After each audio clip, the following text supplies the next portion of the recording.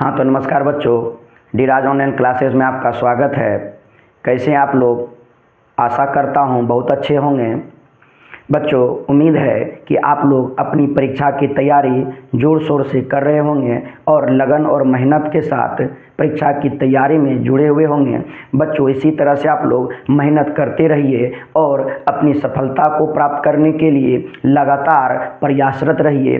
तो बच्चों, हम लोग आज के क्लास में क्लास 10 फिजिक्स का दूसरा चैप्टर मानव नेत्र, वायुमंडलीय अपवर्तन और वर्ण विक्षेपण से संबंधित कुछ महत्वपूर्ण ऑब्जेक्टिव प्रश्न को देखने वाले हैं। बच्चों, यह चैप्टर आपके एग्जाम के दृष्टिकोण से बहुत ही महत्वपूर्ण है बच्चों, और इस चैप्टर से बहुत सारे प्रश्न रहते हैं। इसलिए आप लोगों को बच्चों इस चैप्टर को अच्छी तरह से सीखना है, पढ़ना है और समझना है, ताकि आपके फाइनल एग्जाम में एक भी प्रश्न गलत नहीं हो और आप किसी प्रकार के कन्फ्यूजन में ना रहें। क्योंकि बच्चों, कन्फ्यूजन से प्रश्न का उत्तर अक्सर गलत हो जाता है। तो आप लोग अच्छी तरह से क्लास को देखिएगा और समझने का प्रयास कीजिएगा। तो बच्चों, आइए हम लोग आज के क्लास को स्टार्ट करते हैं। बच्चों, क्लास स्टार्ट करने से पहले जो बच्चे चैनल पर नए आए हुए हैं, चैनल को सब्सक्राइब कीजिए, वीडियो को लाइक कीजिए, अधिक से अधिक दोस्तों तक ज़रूर से ज़रूर शेयर कीजिए। शेयर कीजने में कमी बिल्कुल भी नहीं कीजिए। तो आइए बच्चों, क्लास को स्टार्ट करते हैं। आज का पहला प्रश्न क्या है? पहले प्रश्न की ओर बढ़ते हैं। बच्चों, हम लोगों का चैप्टर का नाम क्या है? मानव नेत्र, वायुमंडलीय अपवर्तन एवं वर्ण विक्षेपण से संबंधित है यह चैप्टर। ठीक है बच्चों, चलिए पहला प्रश्न की ओर बढ़ते हैं। पहला प्रश्न है बच्चों, सामान्य नेत्र के लिए दूर बिंदु कितनी होती है? तो सामान्य नेत्र के लिए दूर बिंदु अनंत होती है। सामान्य नेत्र के लिए निकट बिंदु 25 सेंटीमीटर होती है और दूर बिंदु अनंत होती है। दूर मतलब अनंत। तो आपका राइट आंसर डी हो जाएगा, अनंत। अगला सवाल है बच्चों, अभिनेत्र लेंस की फोकस दूरी में परिवर्तन किया जाता है कि अभिनेत्र लेंस की फोकस दूरी में किस चीज के द्वारा परिवर्तन किया जाता है? तो पक्षांबी के द्वारा परिवर्तन किया जाता है। आपका राइट आंसर सी हो जाएगा। अगला सवाल है बच्चों, स्पेक्ट्रम में किस रंग की किरण का झुकाव अधिक होता है? तो सबसे अधिक झुकाव बैंगनी का, सबसे कम झुकाव लाल का और मध्यम झुकाव हरा का होता है। आपसे क्या पूछा गया बच्चों? सबसे अधिक झुकाव किसका होता है? तो बैंगनी का होता है। आपको याद रखना है। कम झुकाव किसका होता है? तो लाल का होता है बच्चों। तो यहाँ पर आपका राइट आंसर डी बैंगनी हो जाएगा। अगला सवाल है बच्चों, स्पेक्ट्रम प्राप्त करने के लिए किसका उपयोग होता है? स्पेक्ट्रम प्राप्त करने के लिए कांच के बने प्रिज्म का उपयोग होता है बच्चों। तो आपका राइट आंसर हो जाएगा बच्चों प्रिज्म। आपका राइट आंसर क्या हो जाएगा बच्चों? प्रिज्म। बच्चों, कांच की सिल्ली से आपको कंफ्यूज नहीं होना है। कांच का प्रिज्म भले हम कर सकते हैं, लेकिन कांच की सिल्ली नहीं कर सकते हैं। इसलिए आपका राइट आंसर क्या हो जाएगा? D prism. अगला है बच्चों, जो नेत्र निकट की वस्तु को साफ साफ नहीं देख सकता है, कि जो नेत्र निकट की वस्तु को साफ साफ नहीं देख सकता है, अर्थात निकट जब साफ नहीं देखा तो दूर को साफ साफ देखा। जब दूर साफ साफ देखा गया तो दूरदृष्टि दोष हो जाता है बच्चों। आपका राइट आंसर ए हो जाएगा, दूरदृष्टि दोष। आपको याद रखना है कि दृष्टि दोष में जो वस्तु साफ साफ दिखाई देता है वही दृष्टि दोष होता है। निकट की वस्तु साफ साफ दिखाई दे तो निकट दृष्टि दोष, दूर की वस्तु साफ साफ दिखाई दे तो दूरदृष्टि दोष। ठीक है, यहाँ आपको फंसाने के लिए दिया कि निकट वस्तु साफ साफ नहीं देख सकता है। तो निकट जब साफ साफ नहीं देख सकता है तो दूर को साफ साफ देख सकता है। तो दूर जब दिखाएगा तो दूरदृष्टि दोष। आपका राइट आंसर ये हो जाएगा, दूरदृष्टि दोष। अगला सवाल है बच्चों, मानव नेत्र में क्या होता है? तो मानव नेत्र में एक तो उत्तल लेंस होता है मानव नेत्र में बच्चों, एक तो उत्तल लेंस होता है। कौन सा लेंस होता है बच्चों?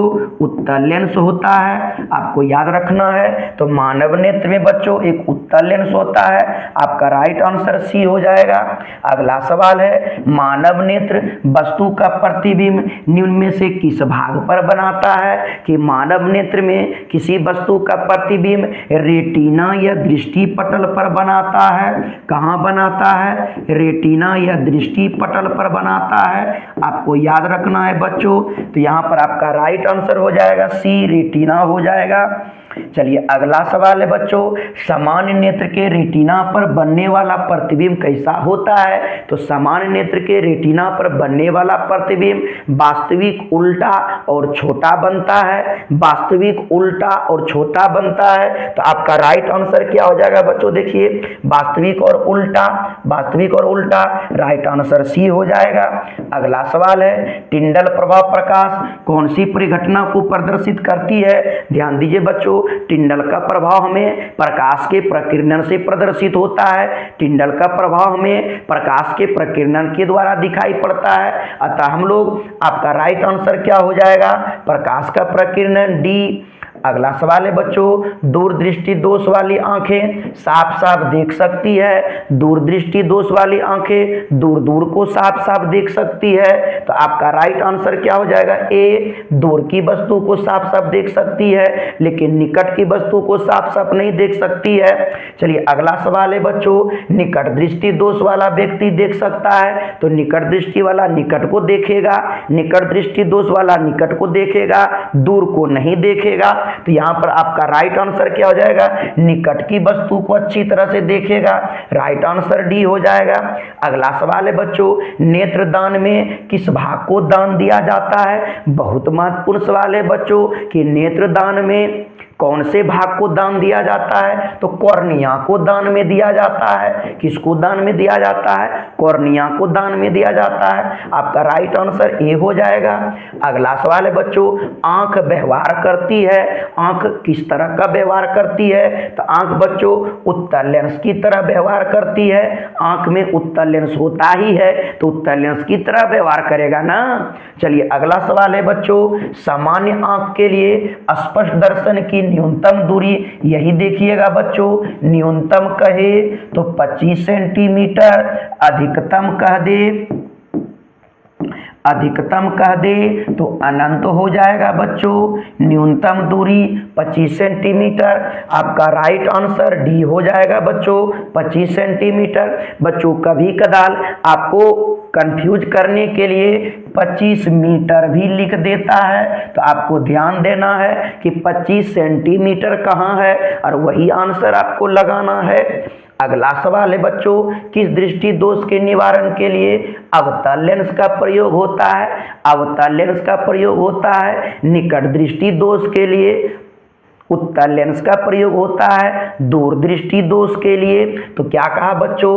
अवतल लेंस का प्रयोग निकट दृष्टि दोष के लिए। आइए इसके बारे में एक लाइन और जान लेते हैं, ध्यान दीजिए बच्चों, दूर और निकट, दूर और निकट, दूर में उत्तल और निकट में अवतल, अवतल क्या लिखा गया है? दूर में अवतल।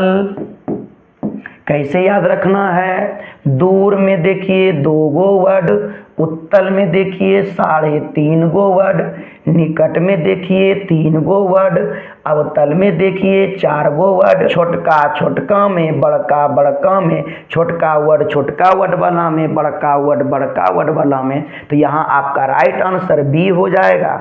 अगला सवाल है बच्चों, तरंगदैर्घ्य को समांतर व्यक्त किया जाता है। तो तरंगदैर्घ्य को समांतर बच्चों मीटर में व्यक्त किया जाता है, लेकिन तरंगदैर्घ्य का एसआई मात्रक बच्चों एंगस्ट्रम होता है, इसे ए नॉट से सूचित किया जाता है, ये भी याद रखिएगा। अगला सवाल है बच्चों, निकट दृष्टि दोष के उपचार के लिए किस लेंस का प्रयोग होता है? तो निकट दृष्टि दोष के लिए अवतल लेंस का उपयोग होता है। निकट दृष्टि दोष के उपचार के लिए अवतल लेंस का उपयोग होता है। अगला सवाल है बच्चों, जरा दृष्टि दोष को दूर करने के काम में लाया गया लेंस कैसा होता है? तो जरा दृष्टि दोष को दूर करने के लिए बाइफोकल लेंस का प्रयोग किया जाता है। दोनों तरफ लेंस लगा रहता है, बाइफोकल लेंस का प्रयोग किया जाता है। अगला सवाल है बच्चों, श्वेत प्रकाश में कितने वर्ण होते हैं? तो श्वेत प्रकाश में 7 वर्ण होते हैं, 7 रंग होते हैं। बहुत महत्वपूर्ण सवाल है, याद रखिएगा बच्चों। श्वेत प्रकाश की किरण जब प्रिज्म से होकर के गुजरती है तो सबसे अधिक विचलन किस वर्ण का होता है बच्चों? सबसे अधिक झुकाव, सबसे अधिक विचलन बैंगनी रंग का होता है बच्चों।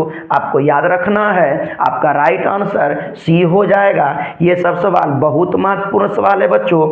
अगला सवाल है, निम्न में आनुवांशिकता रोग है, निम्नलिखित में कौन सा रोग ऐसा है जो आनुवांशिकता रोग है, अर्थात जो पीढ़ी दर पीढ़ी चलते आता है? तो आपका बच्चों अबिंदुकता रोग है, जो पीढ़ी दर पीढ़ी चलते आता है। आपका राइट आंसर डी हो जाएगा।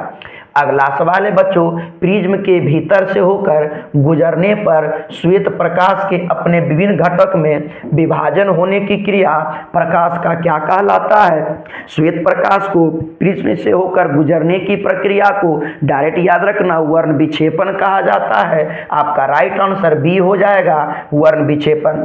अगला सवाल है बच्चों, प्रकाश के किस वर्ण का तरंग दैर्घ्य सबसे अधिक होता है? तो प्रकाश में जो 7 रंग है बच्चों, उनमें से सबसे अधिक तरंग दैर्घ्य लाल का होता है, सबसे कम तरंग दैर्घ्य बैंगनी का होता है। तो यहाँ आपको सबसे अधिक पूछा गया है, आपका राइट आंसर लाल हो जाएगा, ए नंबर ऑप्शन होगा आपका। अगला सवाल है बच्चों, प्रिज्म से निकलने के बाद श्वेत किरणें क्यों 7 रंग में विभक्त हो जाती है बच्चों? क्योंकि श्वेत प्रकाश जो होता है वह 7 रंगों का मिश्रण होता है, क्योंकि सूर्य के प्रकाश 7 रंग से ही तो बने हैं। कौन से 7 रंग? बैनी, आहा, पी, नाला, है ना, इन 7 रंगों से मिलकर के बना हुआ है। ठीक है, चलिए अगला सवाल है बच्चों, कांच के प्रिज्म से गुजरने वाली विभिन्न वर्ण की किरणों का विचलन भिन्न भिन्न होता है। ध्यान दीजिए बच्चों, क्या कहा गया? जब प्रिज्म से होकर के जब प्रकाश की किरणें गुजरती है तो उसका विचलन अलग अलग क्यों हो जाता है? बैंगनी का ज्यादा, लाल का कम क्यों होता है बच्चों? क्योंकि ध्यान दीजिए, विभिन्न रंगों का प्रकाश कांच में अलग अलग चाल से चलती है। याद रखना है बच्चों, क्योंकि अलग अलग रंगों का कांच में चाल अलग अलग होता है। रंग क्या?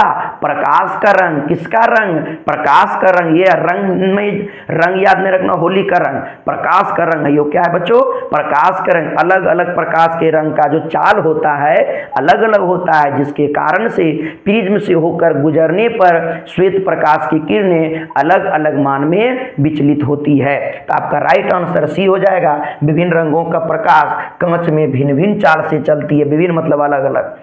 अगला सवाल है बच्चों, प्रिज्म से गुजरने पर सूर्य के प्रकाश की किरणें विभिन्न रंगों में बट जाती है। क्या कहा बच्चों? कि प्रिज्म से गुजरने के बाद सूर्य की किरणें अलग विभिन्न रंगों में, विभिन्न वर्णों में बट जाती है, क्योंकि बच्चों याद रखना है कि विभिन्न रंगों की किरणों का विचलन अलग अलग होता है। आपका राइट आंसर डी हो जाएगा, क्योंकि सूर्य के प्रकाश में पाए जाने वाले अलग अलग रंगों का विचलन अलग अलग होता है, इसलिए वो क्या होते हैं? अलग अलग रंगों में बट जाते हैं। चलिए अगला सवाल होगा बच्चों, एक उत्तल लेंस की फोकस दूरी 20 सेंटीमीटर है तो उसकी क्षमता क्या होगी बच्चों? तो आपको याद रखना है, उत्तल लेंस का फोकस दूरी प्लस होता है। आपको कुछ नहीं करना है बच्चों, 100/20 कर देना है, 20 पंचे 100, तो आपका 5 डायप्टर हो जाएगा। आपका राइट आंसर देखिए बच्चों, इसमें 5 प्लस में नहीं दिया है तो इनमें से कोई नहीं होगा। आपका राइट आंसर हो जाएगा 5D। ठीक है, तो आपका राइट आंसर यहाँ पर क्या हो जाएगा? डी। अगला सवाल है बच्चों, पुतली के साइज को कौन नियंत्रित करता है? तो पुतली के साइज को परितारिका नियंत्रित करता है, जिसे आयरिस भी हम लोग कहते हैं, परितारिका नियंत्रित करता है। आपका राइट आंसर बी हो जाएगा। अगला सवाल है बच्चों, किस दृष्टि दोष का उपचार अवतल और उत्तर दोनों लेंस से बने चश्मों से किया जाता है? उत्तल और अवतल दोनों लेंस बाइफोकल लेंस में लगा रहता है, ऊपर और नीचे, ऊपर और नीचे। तो आपको याद रखना है, जरा दृष्टि दोष के उपचार के लिए किया जाता है। किसके लिए? जरा दृष्टि दोष के उपचार के लिए किया जाता है, उसे हम लोग बाइफोकल लेंस भी कहते हैं। अगला सवाल है बच्चों, नेत्र में प्रवेश करने वाली प्रकाश की किरणों का अधिकतम अपवर्तन होता है। ध्यान दीजिए बच्चों कि नेत्र में जो प्रकाश की किरणें प्रवेश करती है तो अधिकतम या अधिकांश अपवर्तन कहाँ से होता है? तो कॉर्निया के बाहरी पृष्ठ से ही उस प्रकाश का अधिकतम अपवर्तन हो जाता है। आपका राइट आंसर सी हो जाएगा। अगला सवाल है, जब सूर्य का प्रकाश वायुमंडल से गुजरता है तो वायु के सूक्ष्म कण के किस रंग के प्रकाश को अधिकतम प्रबलता से प्रकीर्णित करता है? तो वह बच्चों आपका नीला रंग है। ध्यान दीजिए बच्चों, किस रंग को अधिक प्रबलता से प्रकीर्णित करता है? नीला रंग को प्रकीर्णित करता है। इन्हीं कारण से हमें आकाश का रंग नीला दिखाई पड़ता है। इन्हीं कारण से हम लोगों को आकाश का रंग भी नीला दिखाई पड़ता है। बच्चों आपको याद रखना है कि अधिक तरंग दैर्घ्य वाला रंग कौन सा है? तरंग दैर्घ्य, तरंग दैर्घ्य, अधिक तरंग दैर्घ्य। क्या चीज? अधिक, याद रखिएगा। अधिक तरंग दैर्घ्य वाला रंग का जो है बच्चों लाल है। कौन है? लाल। और कम तरंग दैर्घ्य वाला कौन है बच्चों? बैंगनी है। कौन है? बैंगनी है। ठीक है, तो आपका राइट आंसर यहाँ क्या हो जाएगा? नीला। चलिए अगला सवाल है बच्चों, मानव नेत्र कार्य करता है तो हमारा नेत्र एक कैमरा की तरह काम करता है। जिस तरह से अभी देखिए कैमरा में रिकॉर्ड हो रहा है, उसी तरह से आपके नेत्र में भी रिकॉर्ड हो रहा है। तो याद रखिएगा कि हमारा नेत्र कैमरा की तरह कार्य करता है। तो आपका राइट आंसर बी हो जाएगा। अगला सवाल है बच्चों, सबसे अधिक प्रकीर्णन किस रंग का होता है? अभी तुरंत हमने कहा बच्चों कि सबसे अधिक प्रकीर्णन बैंगनी रंग का होता है। सबसे अधिक प्रकीर्णन बैंगनी रंग का होता है और सबसे कम प्रकीर्णन लाल रंग का होता है। याद रखना है, आपका राइट आंसर डी हो जाएगा। बहुत ही महत्वपूर्ण सवाल है। अगला सवाल है बच्चों, किसी अंतरिक्ष यात्री को आकाश कैसा दिखाई पड़ता है? तो किसी अंतरिक्ष यात्री को आकाश काला दिखाई पड़ता है, क्योंकि अंतरिक्ष में जाने के बाद वायुमंडल वहां नहीं रहता है, जिसके कारण से किसी भी प्रकाश का प्रकीर्णन नहीं हो पाता है और काला दिखाई देने लगता है। तो आपका राइट आंसर बच्चों बी हो जाएगा, काला। अगला सवाल है बच्चों, प्रकाश का चार्ज न्यूनतम होता है। प्रकाश का चार्ज सबसे कम किसमें होता है बच्चों?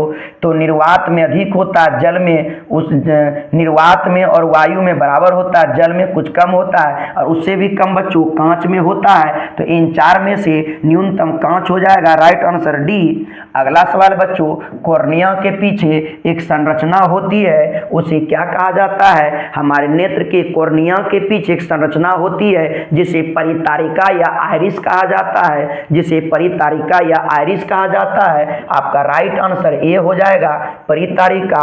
अगला सवाल है बच्चों, परितारिका नियंत्रण करती है, अर्थात परितारिका किसको नियंत्रित करती है? तो वो हमारे पुतली के साइज को नियंत्रित करती है। कौन? परितारिका।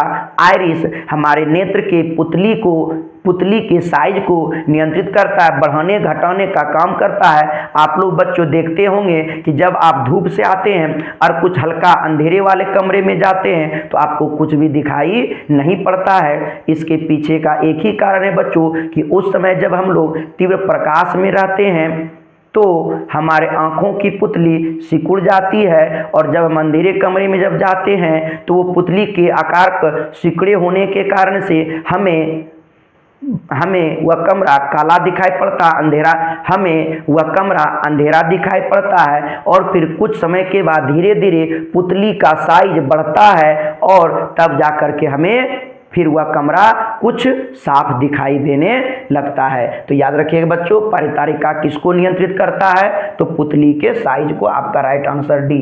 अगला सवाल बच्चों, नेत्र में प्रवेश करने वाली प्रकाश की मात्रा को कौन नियंत्रित करती है? तो नेत्र में प्रवेश करने वाली प्रकाश की मात्रा को पुतली ही नियंत्रित करती है। कौन नियंत्रित करती है? पुतली नियंत्रित करती है। याद रखिएगा, यह भी सवाल बच्चों महत्वपूर्ण लगा रहे हैं। आपका राइट आंसर ए हो जाएगा। अगला सवाल है, बृहत संख्या में प्रकाश सुग्राही कोशिका कहाँ होती है? तो बृहत अधिकतम संख्या में प्रकाश सुग्राही कोशिका जो है रेटिना से जुड़ी हुई होती है, क्योंकि जब हमारे रेटिना पर प्रतिबिंब बनता है तो उस प्रतिबिंब को है ना प्रकाश सुग्राही कोशिका के द्वारा मस्तिष्क तक पहुंचाया जाता है, और मस्तिष्क जो है उल्टा प्रतिबिंब को सीधा कर देता है, छोटा प्रतिबिंब को बड़ा करके वस्तु के साइज में ला देता है, और हमारा नेत्र स्पष्ट रूप से वस्तु को देख पाता है।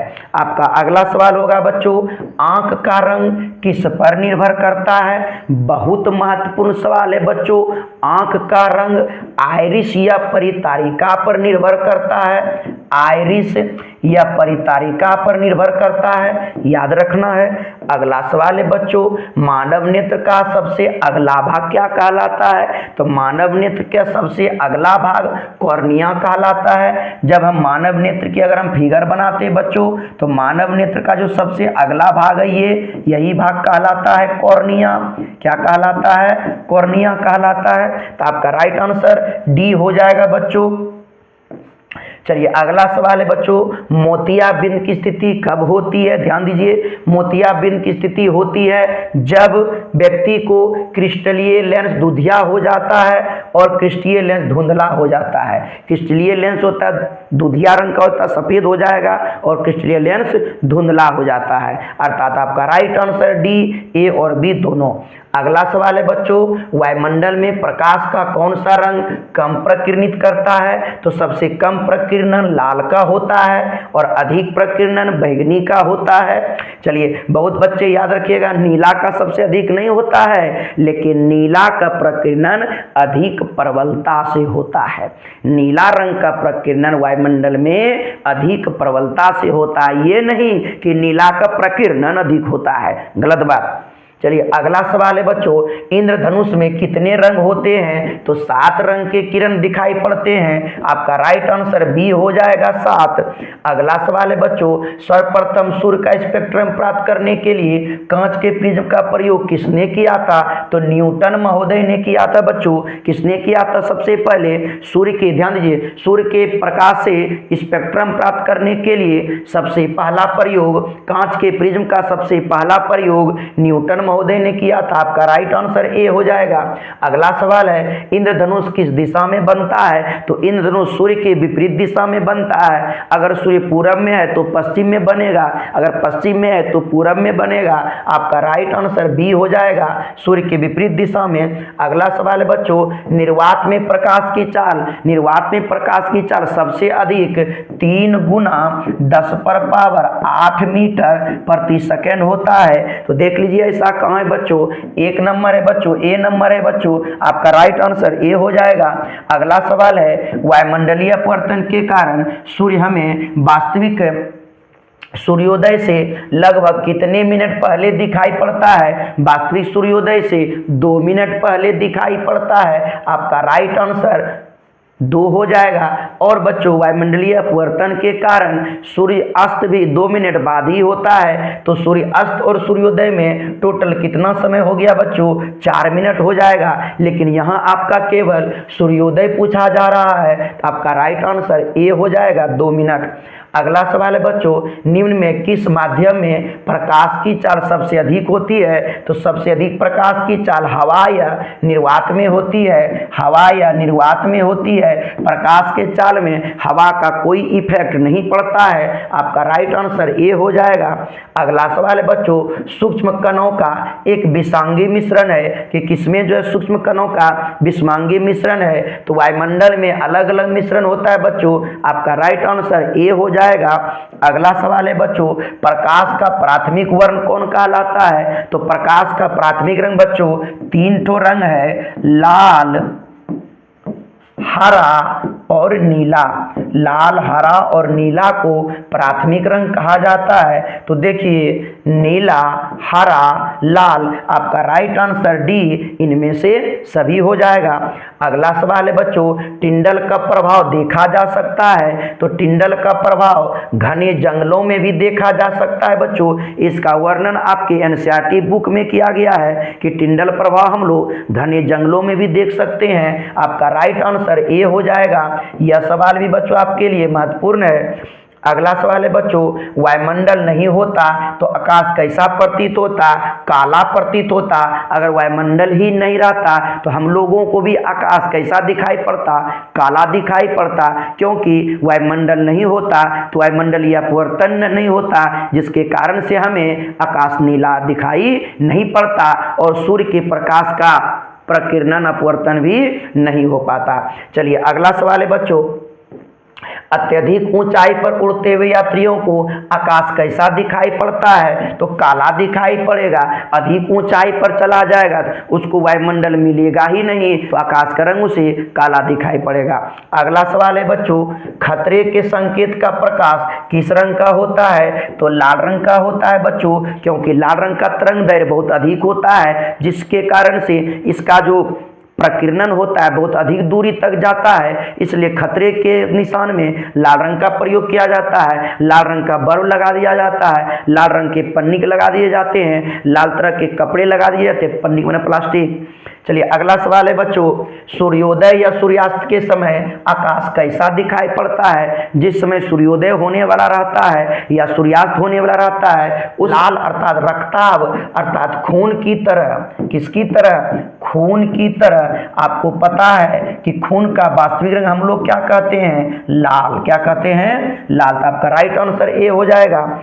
अगला सवाल है बच्चों, दोपहर के समय सूर्य कैसा प्रतीत होता है? तो दोपहर के समय बच्चों सूर्य श्वेत प्रतीत होता है और सूर्य का वास्तविक रंग भी श्वेत होता है। ये भी बात याद रखिएगा, आपको पूछेगा सूर्य का वास्तविक रूप कब दिखाई पड़ता है? तो दोपहर के समय दिखाई पड़ता है। यह आपका प्रश्न क्या है? दोपहर के समय सूर्य कैसा प्रतीत होता है? तो श्वेत प्रतीत होता है। आपका राइट आंसर बी हो जाएगा। अगला सवाल है, किसी माध्यम में छोटे छोटे कणों के निलंबित कण क्या कहलाता है? तो किसी माध्यम में छोटे छोटे निलंबित कण कोलाइड कहलाता है। ये क्या कहलाता है बच्चों? कोलाइड कहलाता है। अगला सवाल है बच्चों, किसी कोलाइडी विलयन में निलंबित कणों से प्रकाश के प्रकीर्णन होना क्या कहलाता है? टिंडल प्रभाव कहलाता है। क्या कहलाता है? टिंडल प्रभाव कहलाता है। आपका राइट आंसर ए हो जाएगा। अगला सवाल है, तारों के टिमटिमाने को व्याख्या किस सिद्धांत पर हम लोग कर सकते हैं कि तारे क्यों टिमटिमाते भाई? तो तारा जो टिमटिमाता है अपवर्तन के सिद्धांत पर, अर्थात वायुमंडलीय अपवर्तन के कारण। आपका राइट आंसर ए हो जाएगा। अगला सवाल है, प्रकाश की किस घटना के कारण सूर्य हमें वास्तविक सूर्योदय से 2 मिनट पहले दिखाई पड़ता है बच्चों? तो वह है, उसका कारण है वायुमंडलीय अपवर्तन। वायुमंडलीय अपवर्तन के कारण हम लोगों को सूर्योदय से 2 मिनट पहले ही सूर्य हमें दिखाई देने लगता है। आपका राइट आंसर बी हो जाएगा। अगला सवाल है, निम्नलिखित में से कौन से नेत्र का रंगीन भाग है? नेत्र का रंगीन भाग कौन सा है? तो कॉर्निया को रंगीन भाग कहते हैं। किसको? कॉर्निया जो है मानव नेत्र का रंगीन भाग होता है। अगला सवाल है बच्चों, तरंगदैर्घ्य को समानतः व्यक्त किया जाता है कि तरंगदैर्घ्य को किससे व्यक्त किया जाता है? तरंगदैर्घ्य को एंगस्ट्रम के रूप में व्यक्त किया जाता है। इसे ए नॉट से सूचित किया जाता है। अगला सवाल है बच्चों, प्रकाश की चाल विभिन्न माध्यमों में क्या होती है? तो प्रकाश की चाल विभिन्न माध्यमों में भिन्न भिन्न होती है, अलग अलग होती है। आपका राइट आंसर बी हो जाएगा बच्चों। अगला सवाल है, वायु में प्रकाश की चाल निर्वात की अपेक्षा क्या होती है? तो वायु में प्रकाश की चाल निर्वात की अपेक्षा बिल्कुल समान होती है, क्योंकि कोई फर्क प्रकाश में पड़ता ही नहीं है, वायु रहे या ना रहे।